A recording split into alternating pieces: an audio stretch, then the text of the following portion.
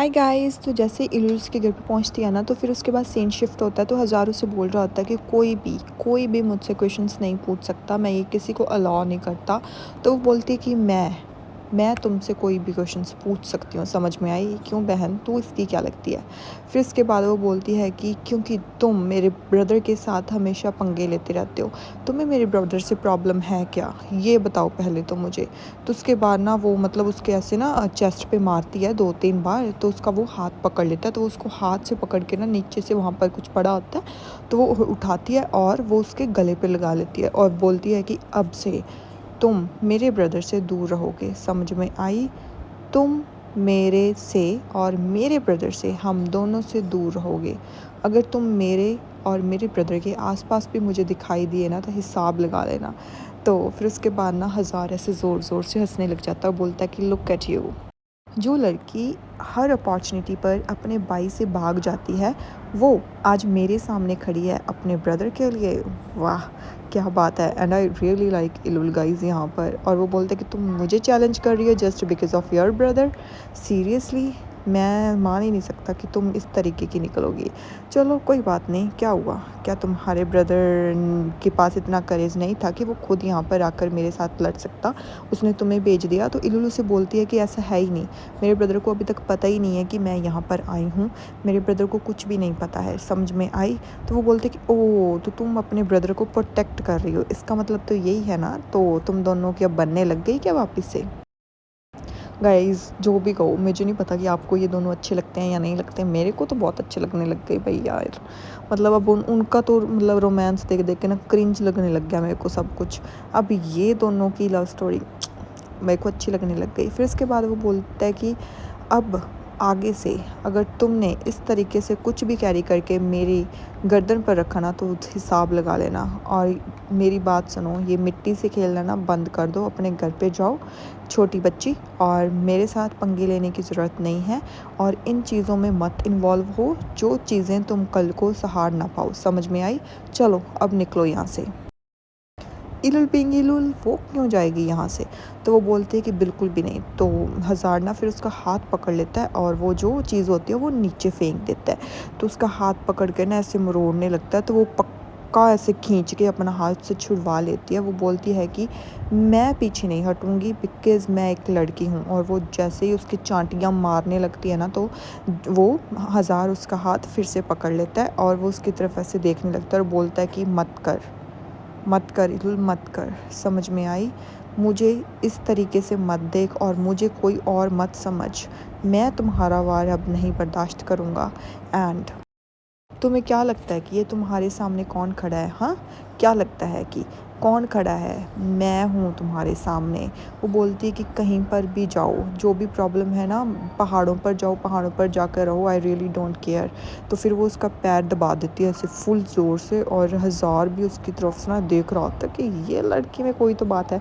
And यहाँ पर ना गाइस, ये दोनों एक दूसरे के लिप्स की तरफ देख रहे थे। लिटरली दे वर, मतलब ऐसे इल्लू जब बात करी होती ना, तो वो उसके लिप्स की तरफ देखती थी पहले, फिर वो उसकी तरफ। यहाँ पर भी देखो, ये इसके लिप्स की तरफ ही देख रहा है। तो मतलब फिर वहाँ पर ना ऐसे वो फिर उसको बोलता है कि अब तुमने जो किया ना, अगर ये सब किसी और ने किया होता ना, तो इल्लू कहते तो फिर क्या कर लेते? हाँ, क्या कर लेते तुम?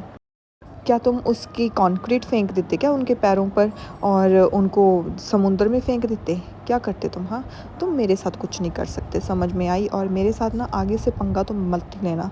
समझ में आई? और जो मेरा सब्र है ना, इसको और मत आजमाओ। तो हज़ार भी उसे कहता है कि तुम भी मेरा सब्र मत आजमाओ और यहाँ से निकलो, जल्दी से यहाँ से निकल जाओ। तो वो बोलती कि तुम्हारी प्रॉब्लम क्या है मेरे ब्रदर से?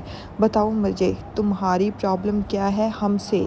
हमसे क्या प्रॉब्लम है? वो बोलता है कि घर पे जाओ और आज के बाद ये चीज़ मेरी गर्दन के पास मत लेकर आना। समझ में आई? तुम उस आदमी के साथ पंगे ले रही हो जिसको तुम कभी हैंडल नहीं कर पाओगी। चलो यहाँ से। तो वो बोलती है कि ऐसा कोई आदमी है ही नहीं इस दुनिया में जिसको मैं हैंडल ना कर पाऊँ। समझ में आई? तो वो बोलता है कि मैंने कहा ना, जाओ यहाँ से। तो वो बोलती है, हज़ार सर, मैं तो बिल्कुल नहीं जाऊँगी। इतना कहकर वो बोलती है कि फिर आऊँगी अगर तुमने फिर से पंगा लिया। इतना कहकर वो वहाँ से मतलब चली जाती है। एंड हज़ार लिटरली उसको देखता रह जाता है कि आहा, क्या बंदी मिली है भाई, इसको खुद के जैसी बंदी मिल गई। आतिश इसको सही करे ना करे, इल्लुल पक्का सही कर देगी। फिर वो बोलता है कि ये एक्टिंग थोड़ी टफ़ नहीं कर रही थी, तो इतना कहकर वो ज़ोर-ज़ोर से ऐसे हँसने लग जाता है। फिर उसके बाद ना वो मतलब सीन शिफ्ट हो जाता है, तो मिर्ज़ान रोते-रोते ऐसे कमरे में आ जा भई मेरे को ये ना सच में अब ना बहुत ज़्यादा बोरिंग सा लगने लग गया कि वो मतलब चाह रही है कि मैं चली जाऊँ। तो जाना था तो उसको बताती ना, सीधा ही चली जाती, तुझे पता था कि वो तुझे कभी भी नहीं जाने देगा। क्या है ये? फिर उसके बाद ना वो रोती रहती है कि आतिश प्लीज़ मुझे जाना चाहिए, मुझे यहाँ पर नहीं रहना चाहिए। तो आतिश बोलता है कि तुम किस चीज़ से भागना चाहती हो हाँ? तुम किस चीज़ से भागना चाहती हो? तुम्हें यहीं पर रहना होगा, तुम्हें यहीं पर ही रहना होगा, तुम्हें कहीं भी नहीं जाना है। फिर उसके बाद ना वो बोलती है कि मतलब मैं चली भी जाऊँगी पर मेरा दिल तो तुम्हारे साथ ही रहेगा ना। वो बोलता है कि कुछ भी करो, यहाँ पर लड़ाई करो, लड़ो, कुछ भी करो, यहाँ से कमरा सारा तोड़ दो, कुछ भी करो पर प्लीज़ यहाँ पर ही रहो, कहीं पर भी मत जाओ। भई वो कहीं नहीं जाएगी, बस ड्रामे कर रही है। यार मेरे को अपना सच में अब बोरिंग सा लगने लग गया। क्या ये है? मतलब सेम चीज़ें वहीं एक्सप्लेन कर रहा हूँ, फिर उसके बाद वही चीज़ें जो मतलब हम एक्सप्लेन कर रहे हैं, वही चीज़ें जो सीज़न 1 में थी अब वो इल्लुल और हज़ार के साथ सेम हो रही हैं। वही एनिमीज़ टू लवर्स वाली स्टोरी, मतलब वही चीज़ एक्सप्लेन करनी थी तो क्या मतलब था ये? फिर उसके बाद वो बोलता है कि मैं तुम्हें कभी नहीं जाने दूँगा मरज़ान, कहीं नहीं जाने दूँगा, ना आज जाने दूँगा, ना कहीं और जाने दूँगा। और तुम्हें क्या लगता है कि तुम्हारा यहाँ से चले जाने के बाद क्या हमारी सारी प्रॉब्लम्स सॉर्ट आउट हो जाएंगी? नहीं होंगी। जब तक हम दोनों साथ में हैं ना, तो ये सारी प्रॉब्लम्स हम साथ में सह लेंगे और हमने तो एक दूसरे से प्रॉमिस किया था ना। क्या तुम उन प्रॉमिसेस को भूल गई हो? क्या तुम्हें वो प्रॉमिस अब कुछ भी नहीं याद है? क्या तुम सच में उन प्रॉमिसेस को भूल गई हो? तो मरजान ना ऐसे सिर से हिलाने लगती है और फिर वो उसकी तरफ देखती है और बोलती है कि नहीं, मैं नहीं भूली हूँ आतिश, नहीं भूली हूँ, पर मैं क्या करूँ, मुझे कुछ भी समझ नहीं आ रहा। तो वो बोलता है कि अब चलो इस बकवास जो तुम कर रही हो ना, इस चीज़ को अब बंद करते हैं, अब तुम कहीं नहीं जा रही हो, समझ में आई? और फिर वो दोनों वहीं पर ऐसे लेट जाते हैं। तो जैसे वो दोनों वहाँ पर लेटे होते हैं तो अभी आतिश भी जाग रहा होता है, मरजान भी जाग रही होती है।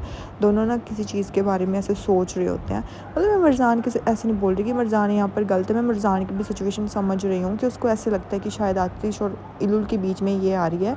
बट बहन तू घर पे रहकर भी उनको स्पेस दे सकती है। अगर वो कहीं पर हैं तो ज़रूरी नहीं है कि तू दीवार के साथ खड़ी होकर उनकी बातें सुने या फिर कुछ भी। तू उनको स्पेस दे दे ना, थोड़ा सा उनको भी साथ में टाइम स्पेंड करने दे, तू मत जा बीच में। तो ऑब्वियसली उनकी बनने लग जाएगी।